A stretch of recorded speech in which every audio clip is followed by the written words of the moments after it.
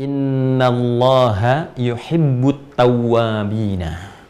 Ya wa yuhibbul mutatahhirin. Innallaha yuhibbut tawwabin.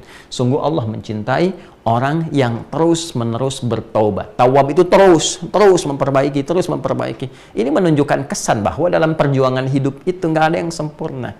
Ya, kita berucap tuh. Saya aja berucap nih, bicara. Pasti ada salah bicaranya.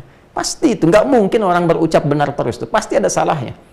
Ya, entah salah dalam menyampaikan mungkin apakah ayatnya, ataukah hadisnya, atau salah bicara sesuatu yang tidak pantas dikeluarkan, itu mungkin terjadi. Nah, sepanjang manusia ketika sadar, kadang Allah ingatkan lewat orang-orang sekitaran, ya, kalimatnya nggak enak untuk didengar, tidak pantas untuk diucapkan, kalimat yang kurang bagus. Sadar kita itu, kita perbaiki. Ya, saat memperbaiki itu dilakukan karena Allah berikan petunjuk itu, cinta Allah turun. Maka terjagalah lisan itu. Nah, bukti cinta itu kemudian kita dapati, kita punya kekuatan untuk menjaga kemudian apa yang pernah salah itu menjadi lebih soleh, lebih baik. Gitu. Ya, sama sampai ke ujung kaki, ke tangan, ke kaki. Nggak ada yang selamanya itu baik. Ya, teman-teman yang di rumah tangga, kita bawa babnya ke rumah tangga. Apakah akan mendapati selama suami sempurna? Ya, apakah istri akan mendapati selamanya suami itu sempurna? Mustahil. Pasti ada salahnya. Sepanjang dia manusia, pasti ada salahnya. Istri juga begitu, nggak akan selamanya baik. Pasti ada salahnya di situ. Ya, karena itulah kemudian ketika menemukan hal-hal yang seperti itu, maka cari jalan untuk menyempurnakannya. Maka cinta Allah diturunkan. Saat cinta itu turun, itulah yang didapatkan samarah. Ya, sakinah, mawaddah, dan rahmah. Ya, konsep yang tadi di rumah tangga ditarik ketemu Quran surah keempat, An-Nisa ayat 19. Ya kan? Fa in karihtumuhunna fa 'asa an takrahu syai'a wa yaj'alallahu fihi khairan katsira. Lihat di ujungnya. Kalau engkau mendapati pasanganmu itu ada sesuatu yang kurang dan engkau nggak suka itu, ya, jangan marah dulu. Ya, diam dulu, gitu kan? Tenang, supaya lebih jernih dalam berpikir. Setelah itu engkau kaji. Oh, engkau temukan, disitulah ketika engkau ketemukan kekurangan di pasanganmu, itulah hikmahnya Allah kirimkan engkau untuk menyempurnakannya. Itu kan? Jelas ya? Baik, ini gambarannya teman-teman sekalian. Baik. Nah, ini sesuatu yang sangat mahal. Nah, ketika ini diambil, ada pahala. Nah, jadi konsep pahala itu jangan digambarkan kepada perbuatan ma'ruf saja. Ya, hal-hal yang positif, yang sholat, yang puasa, yang zakat, ngaji Quran, tapi meninggalkan maksiat pun itu ada pahalanya. Meninggalkan salah untuk mengambil soleh itu ada pahalanya. Dan menariknya, itu masuk dalam perbuatan hasanah juga. Ya, jadi hasanah itu sifat baik yang punya nilai pahala, ya kan? Sifat baik yang punya nilai pahala itu dibagi dua. Ada yang sifatnya amar ma'ruf, ada yang sifatnya nahi mungkar. Ya, ketika Anda sholat itu amar ma'ruf. Ketika Anda meninggalkan maksiat itu nahi mungkar. Ya, contoh misalnya kan, ada orang berbuat salah nih. Ketika berbuat salah, dia pengen taubat, datang ke Nabi Sallallahu Alaihi Wasallam. Saat akan tiba waktunya salat, maka Nabi tahan dulu, kita salat dulu. Begitu salat, dia datang lagi mengkonfirmasi. Nabi katakan, taubatmu sudah diterima, engkau tadi salat. Ya, ketika dia salat itu sedang memanjatkan permohonan taubatnya. Ya, itu diterima, dikonfirmasikan oleh Allah dengan turunnya Quran surah ke-11 Hud ayat 114. Aqimis salata tarafain nahar wa zulafan minal lail innal hasanati yudhibnas sayyi'at. So, perbuatannya sayyi, sifatnya jamaknya sayyiat. Ya, ketika Allah turunkan kata hasanah di situ, Allah katakan perbuatan baik itu yang merubah seseorang dari salah menjadi pribadi yang lebih soleh, itu melahirkan hasanah, itu ada pahalanya dan menggugurkan dosa-dosanya. Anda bayangkan nggak dengan taubat itu, salahnya gugur, dosanya gugur, terus dapat pahala di situ, pahala datang. Ya, berapa nilai pahalanya? 10. 10. Dari mana konfirmasinya? Quran surah yang ke-6 ayat 160. Man jaa'a bil hasanati falahu asyru amsalihha. Siapa mempraktikkan, mengerjakan satu perbuatan baik yang punya nilai kebaikan di sisi Allah, dia dapat 10 pahalanya. Ini perhatikan, ini bukan ilmu otak-atik ya, tapi begitu kuatnya kesesuaian dengan lafaz-lafaz dan penempatan ayat-ayat Al-Qur'an. Jadi kita itu saat meninggalkan perbuatan buruk, untuk membedakan fitrah manusia kita dengan setan, Allah berikan 10 poin kebaikan. Jangan dihitung 1, 2, 3, 4 begitu. Jarak 1 ke 2, 3 ke 4 itu begitu mahal. Analoginya kita ke masjid saja baru nyampe udah 25. Jarak 1 ke 2-nya 500 tahun. 2 ke 3, 500 tahun. Coba lihat ini. Lihat baik-baik ya. Fokus baik-baik. Fitrah manusia, Quran surah 7 ayat 22. Ketika salah, diingatkan, dikonfirmasi, dia bertekad menjadi saleh. Setan, Quran surah 7 ayat 12. Lihat baik-baik. Ketika dikonfirmasi, diingatkan, dia angkuh.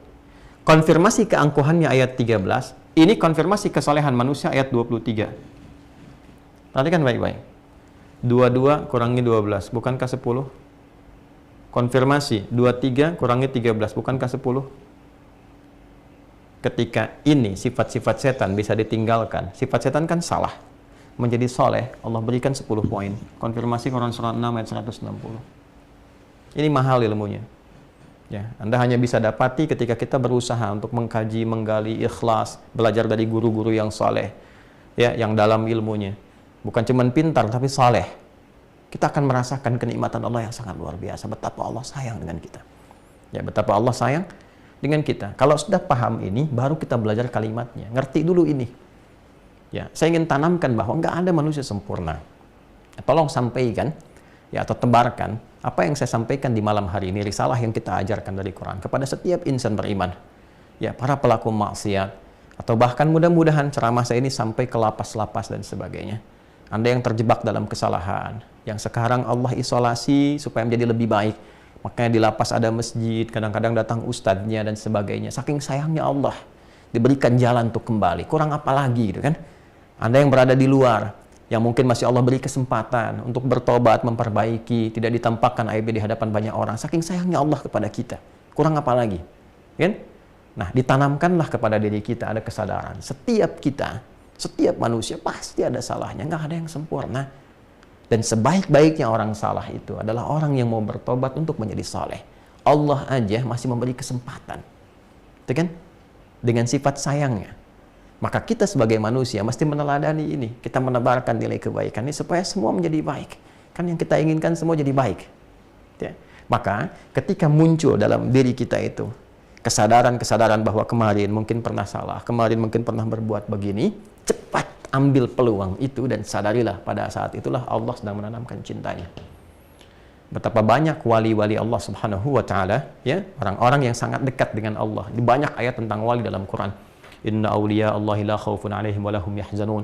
Sungguh wali-wali Allah itu ditanamkan ke dalam jiwanya keyakinan yang kuat, kedekatan dengan Allah, sehingga kedekatannya luar biasa, nggak ada takut, nggak ada sedih, nggak ada gelisah, kecuali semuanya menyerahkan diri kepada Allah. Saking dekatnya dengan Allah Subhanahu wa taala. Banyak orang-orang dulu yang kemudian kita kenal dekat dengan Allah, ibadahnya, kebijaksanaannya, kemuliaannya, ada yang jadi ustadz, jadi penyampai hadis, jadi macam-macam. Bahkan sejak era sahabat, kan era tabi'in, banyak sekali. Dan pada awalnya siapa mereka? Ialah orang-orang yang mampu belajar dari kesalahan yang pernah mereka perbuat. Banyak sekali. Ya. Ada ahli maksiat yang tadinya doyan, kemudian maksiat dengan musik, kemudian khamar dan sebagainya. Tiba-tiba ya lewat seorang sahabat hanya menyampaikan pesan saja, kecil kalimatnya disampaikan dengan sungguh ketulusan, kemuliaan dan sebagainya, menyadarkan bagaimana kalau engkau wafat dalam keadaan sedang begitu, apa nggak malu ketemu Allah? Ya bahasa kitanya begitulah, menghujam kepada jiwanya. Ya, makanya ini penting bagi kita para ulama itu, ya, termasuk juga ustadz-ustadz tuh yang dakwah-dakwah, ya, di masyarakat itu mesti menanamkan keikhlasan yang kuat. Kita harus berusaha itu. Ya, godaannya begitu banyak, materi, popularitas, macam-macam. Tapi kekuatan itu mesti ada, keikhlasan, supaya menghujam kalimatnya ke jiwa. Bukan cuma jadi konten gitu ya. Orang ingat itu, ingat, tapi tidak merubah hatinya. Ini problem.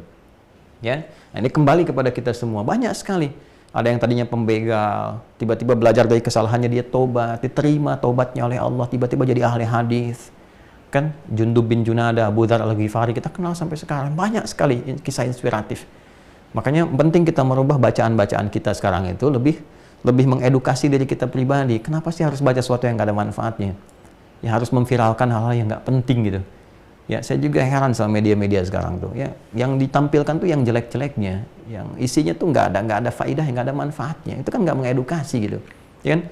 Sedangkan kita menginginkan bangsa kita maju, bangsa kita itu pintar, bangsa kita itu bisa makmur, bisa hebat. Tapi berita yang disajikan isinya sampah. Ya mohon maaf gitu. Yang kalau kita lihat tuh 85% berita sekarang, silahkan klik tuh. Rata-rata apa? Ya, apakah perselingkuhan, apakah ini yang korupsi, ini pencurian, pembunuhan. Terus kronologisnya diajarin lagi di situ tuh. Itu kan yang nggak perlu gitu. Mohon izin ya teman-teman. Kita rasanya Kenapa media itu semakin meningkatkan konten yang seperti itu? Karena ada peminatnya. Nah, inilah pentingnya kita edukasi sebagai umat Islam. Jauhi yang seperti itu. Ya, baca yang bagus-bagus. Dulu, saya pikir era 90-an, 2000 awal itu, buku-buku itu bagus-bagus sekali. Kisah-kisah inspiratif, kisah ini, kisah itu, bacaan-bacaan bagus. Itu yang perlu kita kumpulkan, sehingga kita teredukasi dalam kebaikan.